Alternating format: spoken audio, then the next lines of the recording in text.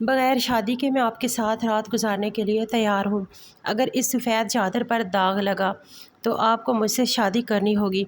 Anousheh اپنے پیار کا ثبوت دینے کے لیے ہارون کی خفیہ حویلی میں اس کے ساتھ رات گزارنے آئی تھی۔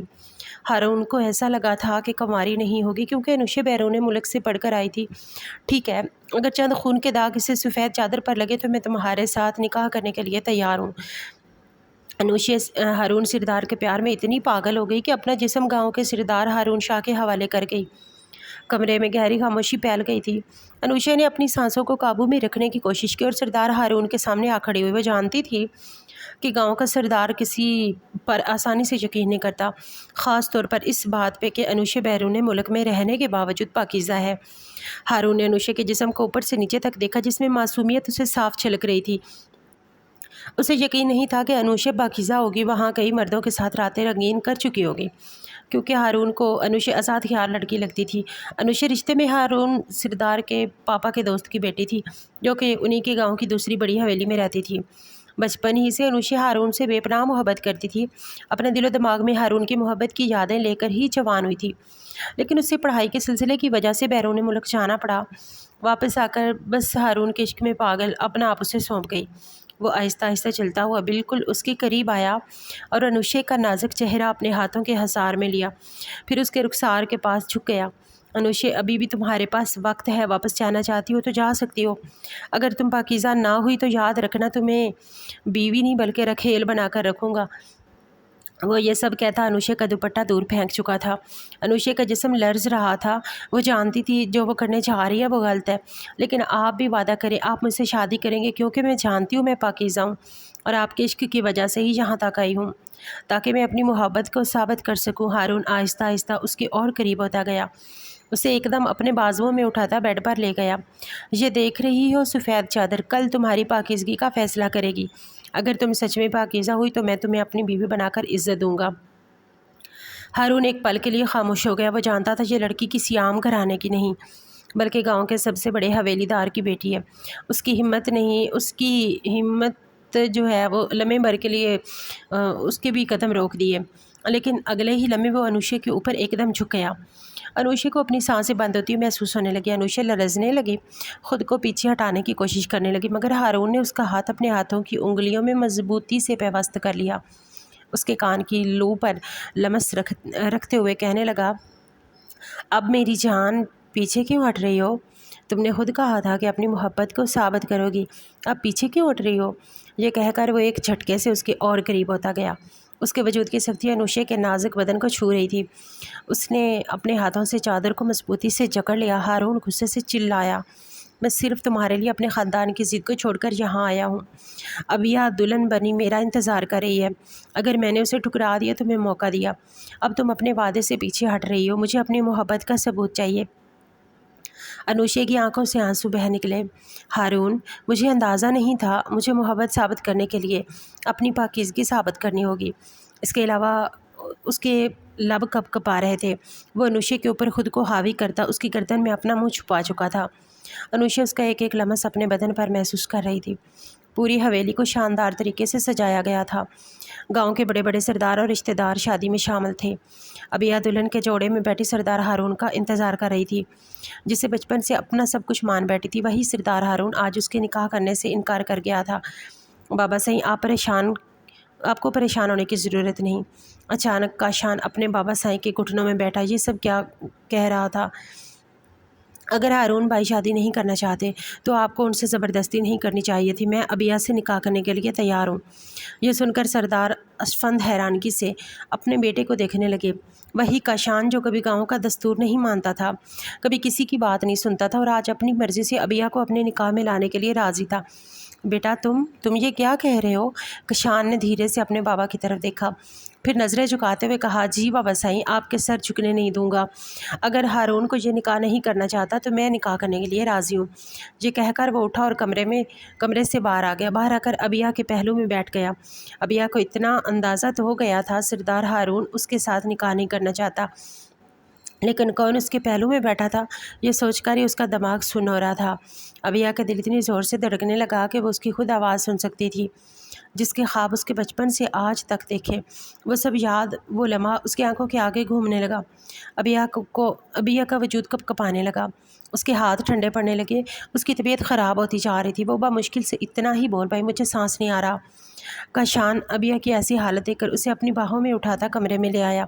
کاشان نے گھبرا کر اسے اپنے قریب کر لیا، اس کا بھاری بھرکم دوپٹہ ہٹاتے ہوئے جلدی سے پانی اس کے لبوں کے ساتھ لگا دیا۔ کاشان ابیہ کے دلہن کے جوڑے میں دیکھ کر ایک بار خود ٹھٹک کر رہ گیا۔ کاشان نے اس کو دونوں ہاتھوں کو اپنے ہاتھوں کے گرفت میں لیتے ہوئے ایک ہاتھ سے اس کی پشت پر سہلانے کی کوشش کرنے لگا، مگر ابیہ کے لب خشک تھے، اس کے بال بکھر کر چہرے پر پھیل گئے تھے۔ وہ نڈال ہو کر شان کے سینے لگی، اس کے قمیض کو اپنے ہاتھوں میں مضبوطی سے جکڑے ہوئے تھی۔ کاشان ابیہ کی ایسی حالت دیکھ کر گھبرا گیا۔ اس نے ایک پل کے لیے سوچا کہ ڈاکٹر کو بلا لے، مگر اگلے ہی لمحے ابیہ کے رونے میں شدت آنے لگی۔ کیا کمی تھی مجھ میں؟ کیا میں خوبصورت نہیں تھی جو ہارون نے مجھے چھوڑ دیا؟ یہ الفاظ کاشان کے دل میں تیر کی طرح لگے۔ وہ جانتا تھا یہ سب ہارون کے دور جانے کی وجہ سے اس کی ایسی حالت ہو رہی ہے۔ کاشان دھیرے دھیرے اس کی پشت پر سہلاتا، اسے قابو کرنے کی کوشش کر رہا تھا۔ ابیہ کی پلکیں بوجھل ہو چکی تھی، مگر اس کے آنسو بہتے جا رہے تھے۔ کاشان نے اس کے ہاتھوں کے گرفت کو مضبوطی سے تھام لیا، گہری گہری سانسیں لیتی جا رہی تھی۔ کاشان کو اس کی حالت کی سمجھ نہیں آ رہی تھی کہ وہ کرے کیا۔ اچانک اس نے اسے کھینچ کر اپنے سینے سے لگا لیا۔ کاشان نے اسے اپنی باہوں کے حصار میں لے کر سہلانے کی کوشش کی۔ وہ کانپ رہی تھی، ڈری زمین اس کے بالکل قریب تھی، اس کے ساتھ چپکی ہوئی تھی، جیسے کوئی انچانا خوف اس پر حاوی ہو گیا۔ لگتا ہے آپ کو ہارٹ اٹیک ہوا ہے، ریلیکس ہو جائیں، گہری سانس لیجئے، یہ کہتے ایک بار پھر کاشان کے اس کے ہاتھ کو اپنے ہاتھ میں لیے ایک ہاتھ سے اسے سہلانے لگا۔ میں آپ کا یہ بھاری بھر زیور اتار دیتا ہوں، آپ چینج کر لیں، آپ کی طبیعت ٹھیک نہیں ہے۔ کیونکہ وہ جانتا تھا کہ اس سے کتنی محبت کرتی ہے۔ ہارون کے دور جانے سے ہی اس کی ایسی حالت ہو جاتی تھی جیسے آج ہو گئی تھی۔ کافی دیر بعد وہ فریش ہو کر باہر آئی، اس کا سر چکرا رہا تھا، وہ اپنی انگلیاں بار بار چٹک رہی تھی۔ ابیہ کے چہرے پر معصومیت واضح نظر آ رہی تھی۔ وہ آہستہ سے بولا، ادھر آ جائیں، میرے پاس بیٹھ جائیں، کچھ نہیں ہوگا۔ اب یہاں کاشان کے پاس بھی آ کر بیٹھ گئی، اس سے کپکپاتی آواز میں پوچھنے لگی، کیا برائی تھی مجھ میں؟ کیا میرے پیار میں کوئی کمی تھی جو اس نے مجھ سے نکاح کرنے کے لیے انکار کر دیا؟ نہیں، آپ میں کوئی کمی نہیں ہے اور نہ ہی کوئی برائی ہے۔ وہ دھیرے سے اس کی آنکھوں سے آنسو صاف کرتا وہ بولنے لگا۔ ابھی ہاں ایک بار پھر سے اس کے سینے پر سر رکھ دیا، اپنی آنکھیں بند کر لی اور آنسو روکنے کی کوشش کر رہی تھی، مگر حالت بار بار بگڑتی جا رہی تھی۔ وہ ہولے ہولے اسے ریلیکس کرنے کی کوشش کر رہا تھا، دیکھنا سب کچھ ٹھیک ہو جائے گا۔ ابھی آنکھیں بند کر کے اپنے تمام خوف اور یادیں جھٹکنے کی کوشش کر رہی تھی۔ آدھی رات کا وقت تھا، حویلی میں ایک سناٹا سا چھایا ہوا تھا۔ جہاں کچھ دیر پہلے شادی تھی، شادی کی رونق تھی، وہاں سب مہمان جا چکے تھے۔ ملازم ادھر ادھر مصروف نظر آ رہے تھے، مگر لان کے ایک کونے میں کاشان کھڑا سب کو حکم دے رہا تھا، دیکھو کل ولیمے کا فنکشن یہی ہوگا، صبح تک سارا کام مکمل چاہیے، راتوں رات سب سجاوٹ تیار ہونی چاہیے، کوئی کمی نہیں ہونی چاہیے۔ اس کی آواز میں وہی روب تھا جو سب کو خاموش کروا دیتا تھا۔ اسی لمحے اچانک کاشان کی نظر گیٹ کی طرف گئی، وہاں ہارون داخل ہوتا ہوا نظر آیا۔ کاشان کے چہرے پر لمحے بھر کے لیے حیرت اور پھر غصے کی لالی دوڑ گئی۔ وہ تیز قدموں سے آگے بڑھا، ہارون کے بازو کو سختی سے پکڑ کر اپنے قریب کھینچا۔ چھوڑیے پلیز، مجھے چھوڑ دو۔ ہارون نے جھٹکے سے چھڑانے کی کوشش کی، مگر کاشان کے فولادی ہاتھوں میں وہ بالکل بے بس تھا۔ میرے ساتھ آؤ، کاشان نے دانت پیستے ہوئے کہا اور اسے کھینچ کر اندر کمرے کی طرف لے گیا۔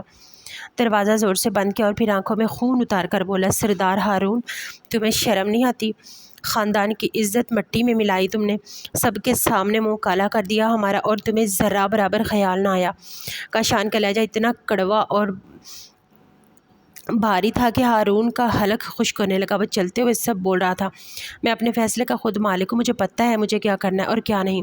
وہ سنجیدگی سے بولا، کس کپاٹ سے ہو کر آ رہے ہو؟ وہ مزید غصے سے بولا، تمہیں پتہ ہے وہ لڑکی جس نے بچپن سے تمہارے خواب دیکھے آج تمہارے چھوٹے بھائی کی بیوی بن کر اس کمرے میں پڑی ہے؟ اس کی حالت دیکھی ہے تم نے؟ کیا حال کر دیا اس کا، اور خاندان والے کیا کیا باتیں کر رہے تھے، اور اوپر سے تم گاؤں کے سردار ہو، تمہیں ذرا سی بھی شرم نہیں آتی؟ ذرا سا بھی احساس نہیں ہوا ایسی حرکت کرتے ہوئے۔ وہ ایک پل کو رکا، پھر بولا، میں نے پہلے بھی وارننگ دی تھی کہ مجھے شادی پر مجبور نہ کیا جائے، ورنہ میں کوئی ایسا قدم اٹھا جاؤں گا جس کا انجام کوئی نہیں سہ سکے گا۔ لیکن آپ لوگوں نے کیا کیا، زبردستی کا تو پلیز دوبارہ مجھ سے اس قسم کی بات نہ کیجیے۔ اس کی بات سن کر وہ تلخ لہجے میں بولا، ٹھیک ہے، وقت آنے پر پتہ چل جائے گا کہ تم نے یہ قدم کیوں اٹھایا، ورنہ اتنی بھی زبردستی تمہارے ساتھ نہیں ہو رہی تھی۔ ابھی بری تو نہیں تھی، اتنی اچھی تھی، پھر تم خود ہی نکاح کر لیتے۔ یہ سن کر وہ مزید غصے سے لبک کر بولا، خبردار، جو آئندہ مجھے یا اسے ہاتھ لگانے کی کوشش کی، تم مجھے نہیں جانتے، میں جیت چکا ہوں۔ وہ غصے میں بولا اور زور سے لاک کھول کر کمرے میں داخل ہو گیا۔ اس کی آنکھوں کے سامنے اب بھی انوشے کا چہرہ گھوم رہا تھا۔ وہ اتنا قریب محسوس ہو رہا تھا جیسے اس کی خوشبو اب بھی ارد گرد بکھری ہوئی ہو۔ آئینے کے سامنے جا کر وہ لمحہ بھر کے لیے رک گیا، پھر اچانک آئینے کے سامنے کھڑا خود سے مخاطب ہوا، انوشے، تم نے مجھے ہرا دیا ہے، تم نے وہ کام کروا دیا ہے جو میں نے کبھی سوچا بھی نہ تھا۔ آج تمہاری وجہ سے میں نے ابیہ سے شادی نہیں کی، تمہاری وجہ سے۔ وہ بالوں کو مٹھیوں میں دبوچ کر فرش پر بیٹھ گیا، آنکھوں میں الجھن اور دل میں طوفان، سر درد سے پھٹنے لگا تھا۔ یکدم اٹھا اور غصے سے کمرے سے باہر نکل گیا، قدم بے اختیار کشان کے کمرے کی طرف بڑھنے لگے۔ اس نے دروازے پر زور سے دستک دی، لمحہ دروازہ کھلا تو سامنے کشان کھڑا تھا۔ کشان نے ہارون کو دیکھا تو اس کی پیشانی پر بال نمودار ہوئے۔ کشان نے غصے اور ضبط کے ملے جلے انداز میں دروازہ کھولا تو سامنے ہارون کھڑا تھا۔ بھائی، آپ یہاں کیا کر رہے ہیں؟ کاشان کی بھویں تن گئیں۔ مجھے ابیہ سے بات کرنی ہے۔ ہارون کی آواز میں کرب اور ضد تھی۔ آپ کا ابیہ سے کوئی تعلق نہیں ہے، اس لیے میں اجازت نہیں دے سکتا۔ کاشان کا جواب سخت اور دو ٹوک تھا۔ ہارون کی آواز سنتے ہی وہ ابیہ جو ابھی ابھی آنکھ لگنے ہی والی تھی، جھٹکے سے اٹھ بیٹھی۔ وہ کاشان کو پیچھے کرتی تیزی سے ہارون کی طرف بڑھی اور پھوٹ پھوٹ کر روتے ہوئے اس کے سینے سے جا لگی۔ اس کی کپ کپاتی انگلیاں ہارون کی قمیض کو مٹھیوں میں جکڑ گئیں۔ کیا کمی تھی مجھ میں، بتائیں ہارون، کیا کمی تھی؟ وہ بے اختیار چیخی۔ آنسوؤں سے اس کا چہرہ بھیگ گیا۔ میں نے آپ سے سچی محبت کی تھی، پھر آپ نے میرے ساتھ ایسا کیوں کیا؟ کاشان کے دل میں ایک لمحے کو طوفان اٹھا۔ وہ جانتا تھا کہ وہ ابیہ سے محبت نہیں کرتا، لیکن پھر بھی وہ اس کی بیوی تھی، اور اپنی بیوی کو کسی اور مرد کے بازوؤں میں اس طرح تڑپتے دیکھنا اس کے اندر کی آگ کو بھڑکا رہا تھا۔ ابیہ، پلیز اندر جاؤ، کاشان نے ضبط کرتے ہوئے کہا۔ نہیں، ابیہ نے روتے ہوئے سر جھٹکا۔ پہلے مجھے جواب چاہیے۔ کیوں ہارون، کیوں آپ نے ایسا کیا؟ اس کے آنسو چیخ چیخ کر اس کی تکلیف کی گواہی دے رہے تھے۔ مجھے اس سے بات کرنی ہے، ہارون نے تلخی سے کہا۔ نہیں، کاشان غصے میں دھاڑا، یہ اب میری بیوی ہے، اور کوئی بیوی اپنے شوہر کو چھوڑ کر کسی غیر سے بات نہیں کرتی، نہ وہ تم سے محبت کرتی ہے، نہ رہنا چاہتی ہے تمہارے ساتھ۔ کاشان نے جھٹکے سے ابیہ کا بازو پکڑا اور اسے زبردستی کمرے کے اندر کھینچ لیا۔ ابیہ ٹوٹے دل اور آنسوؤں کے ساتھ مزاحمت کرتی رہی، مگر کاشان نے دروازہ زور سے بند کر دیا۔ اگر اس کو آپ سے محبت ہوتی، اتنا پیار ہوتا، تو شادی بیچ مس چھوڑ کر نہ جاتا۔ وہ غصے سے چلایا۔ ابیہ سہم گئی اور ڈر گئی۔ ہارون غصے سے دروازے پر منہ مارتا کمرے کی طرف چلا گیا۔ انوشے آئینے کے سامنے بیٹھی تھی، کمرے کی خاموشی میں بس اس کی دھڑکنیں گونج رہی تھی۔ ابھی تک ہارون کی قربت کا لمس اس کی روح میں تیر رہا تھا، جیسے وہ لمحہ وقت کی قید سے آزاد ہو کر ہمیشہ کے لیے اس کی رگوں میں اتر گیا ہو۔ وہ کانپتے ہاتھوں سے اپنی گردن کو چھونے لگی، جہاں اس کے لمس کا نشان ابھی تک موجود تھا۔ ایک نرم سی سنسناہٹ دل سے گزر کر وجود میں پھیل گئی۔ آنکھوں سے بے اختیار آنسو بہنے لگے، لیکن ان آنسوؤں میں خوف کم اور ایک عجیب سی لذت زیادہ تھی۔ میں نے یہ کیا کر دیا؟ وہ خود سے سرگوشی کر رہی تھی۔ یہ قدم مجھے نہیں اٹھانا چاہیے تھا۔ اگر ابو یا بھائی کو خبر ہو گئی تو؟ کا سانس تیز ہو گیا، مگر فوراً ہی ہارون کی آنکھیں اس کی شدت سے بھری نگاہیں یاد آئیں۔ وہ نظروں کا طوفان جو انوشے کو مکمل طور پر بہا لے گیا تھا، اس کی جھنجھلاہٹ، اس کا جنون، اس کے قریب آنے کی شدت، جیسے سب کچھ تقدیر کے ہاتھوں لکھا جا چکا تھا۔ اگر تم میری قسمت میں نہ ہوتے تو تم یوں میرے دل میں نہ اترتے۔ وہ مدھم سے مسکراہٹ کے ساتھ آئینے میں اپنا عکس دیکھنے لگی۔ اس کے ہونٹوں پر ہلکی سی کپکپاہٹ تھی۔ وہ لمحہ یاد کر کے اس کی پلکیں بوجھل ہوئیں اور ایک سرور سا پھیل گیا۔ اس کے دل کی دھڑکنیں بار بار اس ایک حقیقت کی تصدیق کر رہی تھی کہ ہارون کے بغیر وہ ادھوری ہے۔ وہ آنکھیں بند کر کے آہستہ سے سر پچھلی دیوار سے ٹکا گئی، اور اس کے وجود پر ایک عجیب سی سرشاری چھا گئی کہ جیسے وہ خود سے لڑتے لڑتے تھک چکی تھی، اور اب وہ اسی قید میں خود کا سکون تلاش کر رہی تھی۔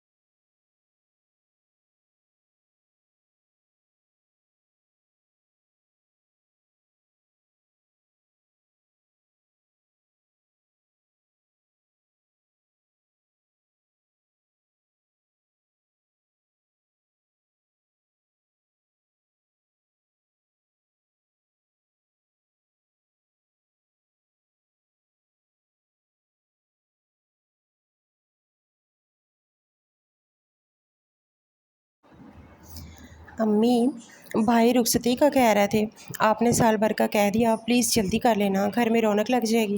وشال نے کھانے کی میز پر سب کے سامنے جان بوجھ کر یہ ذکر چھیڑ دیا، کیونکہ وہ جانتی تھی ماں نے اس بات کا ذکر باپ سے نہیں کیا تھا اور وہ خود بھی رخصتی چاہتے تھے، مگر ماں پہلے فرشتے کی پڑھائی کا کہہ کر ٹالتی تھی اور اب کوئی وجہ نہیں رہی تھی۔ ہیں اچھا، فرحان نے خود کہا، تم نے مجھے کیوں نہیں بتایا؟ نادیہ وہ یکدم خفا ہوئے تو وہ جلدی سے اسپات میں گردن ہلانے لگی۔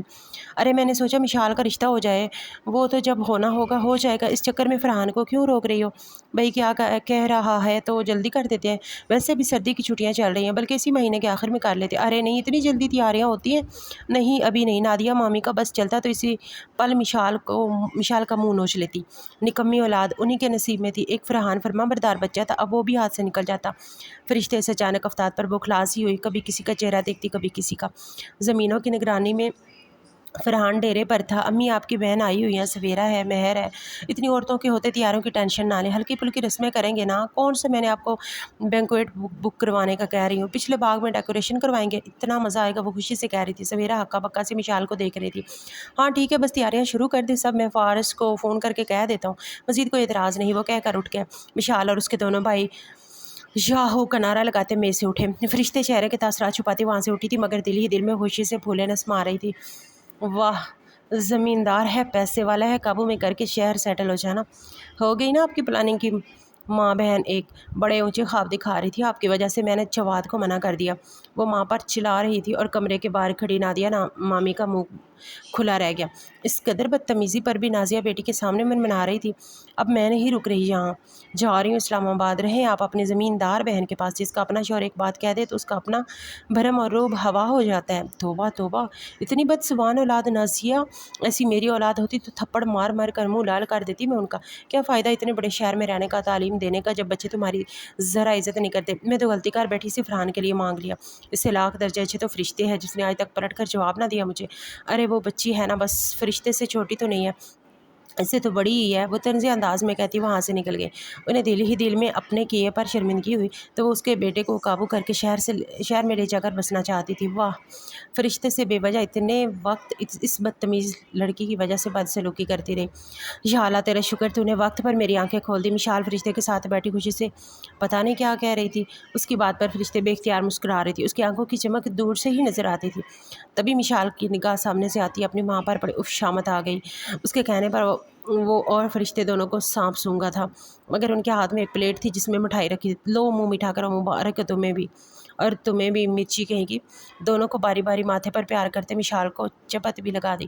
اب جلدی سے تیاریاں بھی شروع کرنی ہیں تو مشال، اب کی بار تمہاری سستیاں اور کام چوریاں نہیں چلیں گی، فرشتے دلہن اور دلہنوں سے کام نہیں کرواتے ہیں۔ کیا مطلب؟ مشال یکدم ہکا بکا سی رہ گئی۔ فرشتے کو اس کے تاثرات نے ہنسایا، مگر وہ تو مامی کی کایا پلٹ پر حیران تھی۔ پچھلے باغیچے میں بیٹھی وہ کوئی گیت گنگنا رہی تھی جب وہ خاموشی سے پیچھے آ کھڑا ہوا، چہرے پر مسکراہٹ تھی اور آنکھوں میں خوبصورت چمک۔ اچھا تو محترمہ یہاں بیٹھ کر گیت گا رہی ہیں، میں جانا چاہ رہا تھا کہ دیکھوں تو صحیح ہماری ڈرپوک سی بیوی کے رخصتی پر تاثرات کیا ہے۔ تو محترمہ خوشی کا اظہار گیت گاتے ہوئے کرتی ہیں۔ وہ پلٹے بغیر لب بھینج کر مسکراتے ہوئے چپ سی ہوئی تھی۔ تمہیں کوئی اعتراض تو نہیں ہے؟ وہ اب اس کے قریب آ بیٹھا تو فرشتے اس بات میں گردن ہلائی۔ ہے کیا مطلب؟ وہ یکدم چونکا، اتنی ٹھنڈ میں اے سی چلا کر سوتے ہیں، میری تو کلفی جم جائے گی ایک دن میں۔ وہ بولی تو فرحان بے یار ہنستے اس کا ہاتھ تھامنے لگا۔ تم کہا تو سارا سال اے سی بند کر دوں۔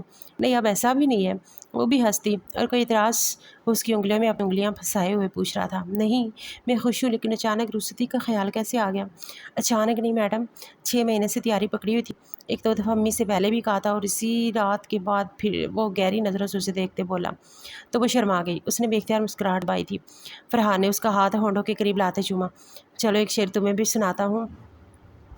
تیرے جمال سے آنکھیں حسین ہیں میری، تیرے خیال سے دل میں چراغ جلتے ہیں، تیری خوشبو سے آنگن میں مہک ہے پھولوں سی، تیرے دیدار سے دل میں ستارے جگمگاتے ہیں۔ دور درختوں پر پرندے بیٹھے ہوئے جا رہی تھی، اس کی مسکراہٹ میں وہ کر مزید دل سے غزل سنانے